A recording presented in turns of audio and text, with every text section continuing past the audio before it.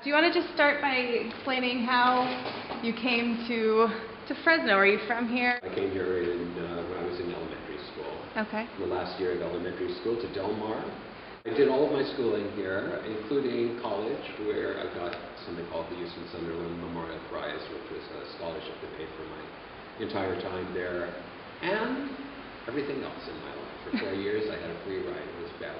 Yeah. And it was named after Sunderland was an old mayor of Fresno, and he had a daughter who went off to Hollywood to seek her fame and fortune, and instead married Walter Houston, the actor. And so she decided to do a memorial prize in the names of her father and her deceased husband.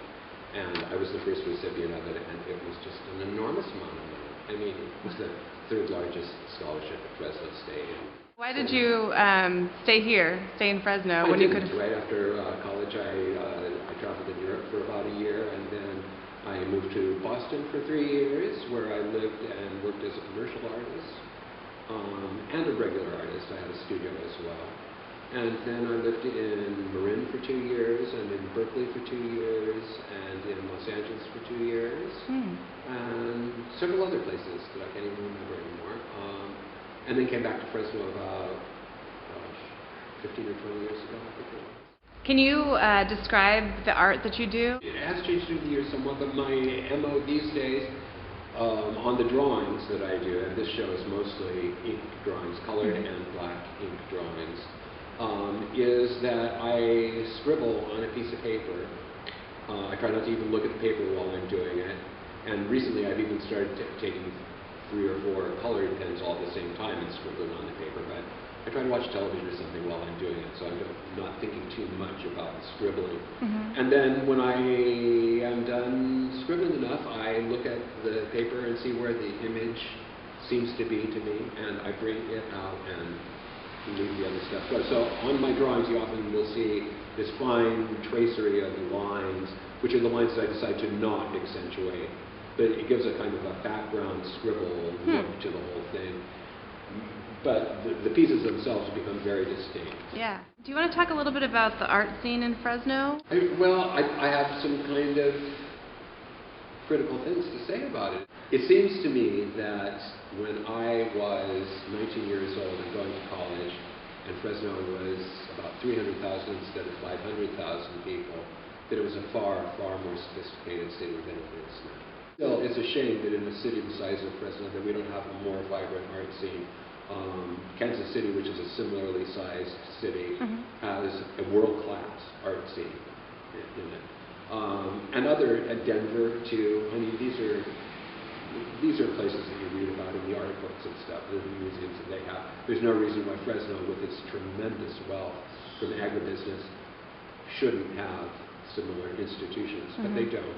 And currently, the Fresno Art Museum is experiencing a lot of financial difficulties, and I think they're going to make it, but still, it's another index as to the disinterest in the arts in Fresno right now.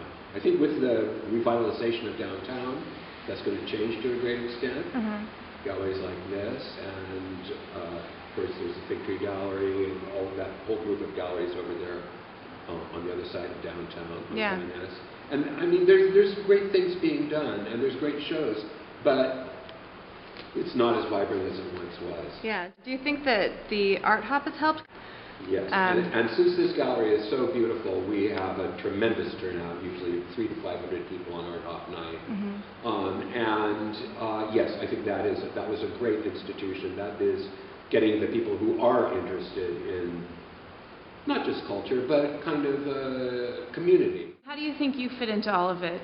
It's almost like a childhood thing. I mean, since I started at the age of 15, and this is the place where I started, it feels like home base to me, actually. It sounds like you have a really deep appreciation for this space here. I do. Does that at all influence your work? This is a site-specific work. And so I wanted it to be 8 feet by 8 feet so that it would take up this entire wall. Okay. And be also something that, since it's so close to the front, that would really grab people immediately when they walked in. Yeah. And I don't know if it shows on the camera, but when you walk, this thing has a life all its own. For people who maybe want to come out on Art Hop but don't know exactly much about art, how would you describe this show? I would describe this show as mostly non-objective, which is to say no subject matter whatsoever. I mean, figurative or non-figurative. They're almost all non-figurative. But there's 4 or 5 pieces that are very clearly a particular subject matter. So if you shy away from things that have no subject matter, this might not be the show for you, but perhaps the 4 pieces that are will be enough. I was the docent coordinator at the Fresno Art Museum for a year, and people feel very intimidated by art, especially non-figurative art, because they feel like they're not understanding it. And so it was my job as the docent coordinator to show people that, well, the docents that I was over, to try and have them inform people that they needn't approach it on any other level except what it is: the color, the composition, how it strikes you emotionally, if you think it's pretty, if you think it's ugly. Just deal with whatever comes your way when you're looking at non-figurative work. You don't have to understand the whole history of abstract expressionism or non-objective art. Just take it for what it is.